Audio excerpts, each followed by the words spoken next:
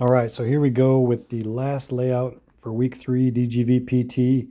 Unfortunately, I can't do Champions Landing back 9. I think that's FPO just because it's not available in Play with Friends mode.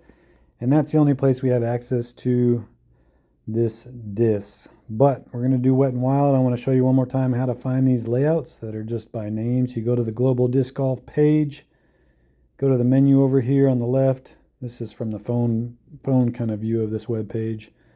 And then go to custom layouts, and then it's basically all alphabetized, so all the different layouts that people have come up with you will be able to find here. See if I can get this to work. So we're gonna, there we go. I'm gonna pull it up, go to list view, scroll down to the W's, looking for some Wet and Wild, and that's gonna tell me what the layout is. I'm kind of really bummed out because there's a lot of hole 8s and hole 9s, which makes it that much tougher to do these videos because I basically have to play through the entire course just to get to those holes that I want to record and then hope I get a good shot that I want to keep. So here we go. Starting out with Lakeside 4.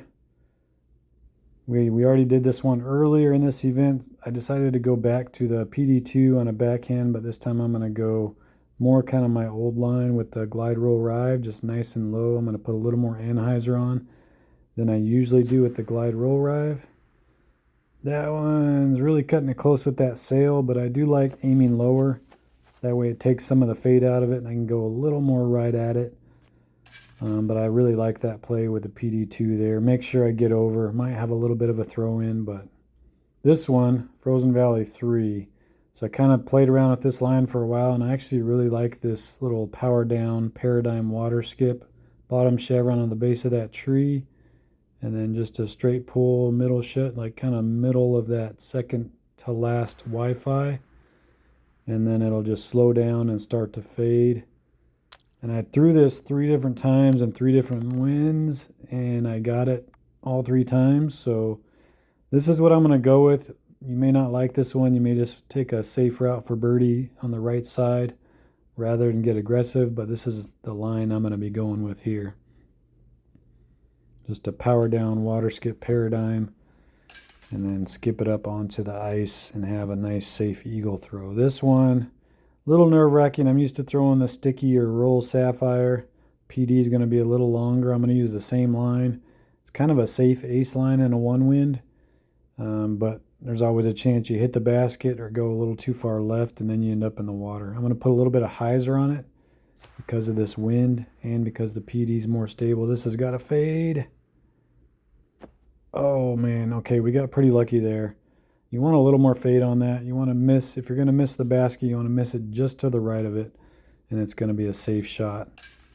I don't even know if the instinct can make it there. I think that's going to have to be PD, but that's going to be a tough hole not to take a par on. This one, I really like this line that I found. It's going to be a little more challenging in this wind, but basically slide left, aim really high, and then power it down just a little bit and put about a disc of hyzer. I messed this hole up last time when we played KO Backwoods back in round 1, I think. So I wanted to come up with a different line there, and I actually really like this power down paradigm line. This next one, so I'm going to go with my regular line that I usually throw the turn glide rive. There's probably easier lines out there, especially with the DD1, but this is what I'm going to do. It's a way to stay away from that tree. So you see this little V right here in the ground, so I just put the bottom chevron just above that.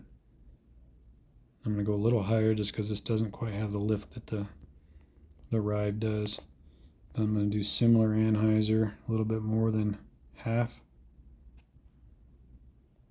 Is it going to turn enough?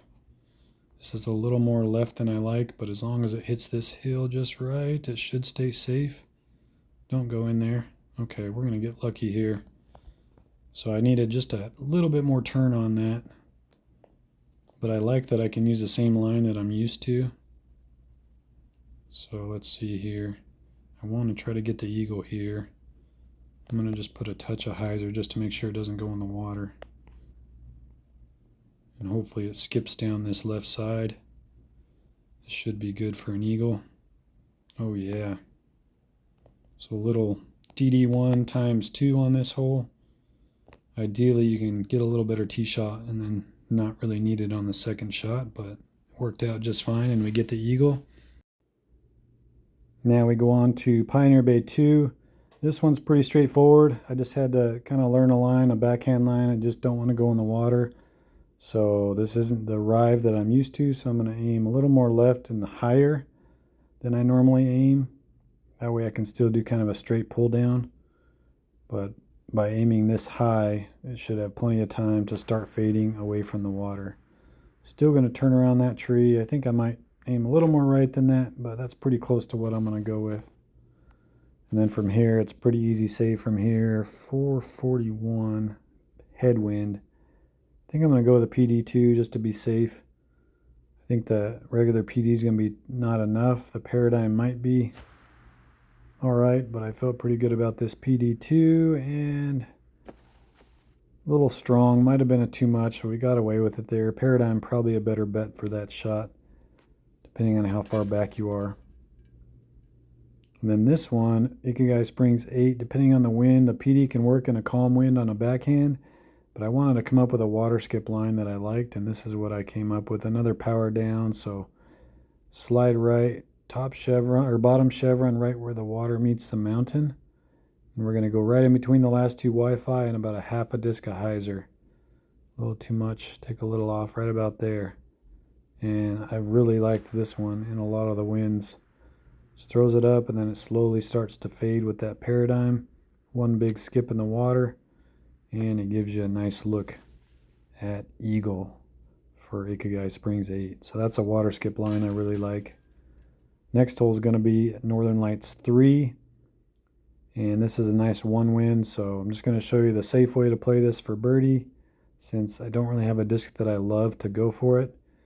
But PD can definitely get you there. It's a little more challenging than the Sapphire that a lot of players will use, but definitely doable. Put a little bit more anhyzer than you're used to on the Sapphire lines. Same with this next shot, just because that PD is a little more stable than your Sapphire. So we're going to go about there, and then we're going to put maybe a disc and a half of anhyzer just to make sure we don't hyzer out too early and miss into the water on the right. This looks pretty dang good. So I think we're going to get the easy birdie here. What, 60 feet, 59 feet with the logic. And there we go. Then we're going to finish out with Lakeside 9. With this first shot, I'm just going to go kind of old school here. Instinct into the log. Aim right at it. Put a disc of anhyzer. Should get you to the log. And then from there, I don't have a roll. I don't have a roll driver, so I don't feel great about any sort of air shot here. So the paradigm water skip is kind of my only option. Unless if I just want to play for birdie, I can just throw the MD1 over the other island over there, but I'm not going to do that. I think the forehand paradigm should get us there here. So I'm going to go right at the island. It's going to turn naturally, but I'm going to put a little turn on it because I'm aiming kind of high, because I want kind of one big skip. Oh man, that looks beautiful. That looks beautiful. So that's the ideal result for this hole. Definitely makes it a little more challenging, but that's how I am going to play Lakeside with the Discmania bag. All right, y'all, there you go. There's Wet and Wild. So that's going to do it for week 3. Again, we're all going to be in the same boat when it comes to champion landing, back 9. That's going to be the FPO layout. I mean, you can obviously go practice with your own bag. You just can't really practice with these discs, so it's kind of a bummer. But it is what it is. Good luck, everybody. Hope you guys are enjoying these practice rounds, and hopefully it helps you out as far as preparing for the next week. As always, thanks for watching me play some DGV.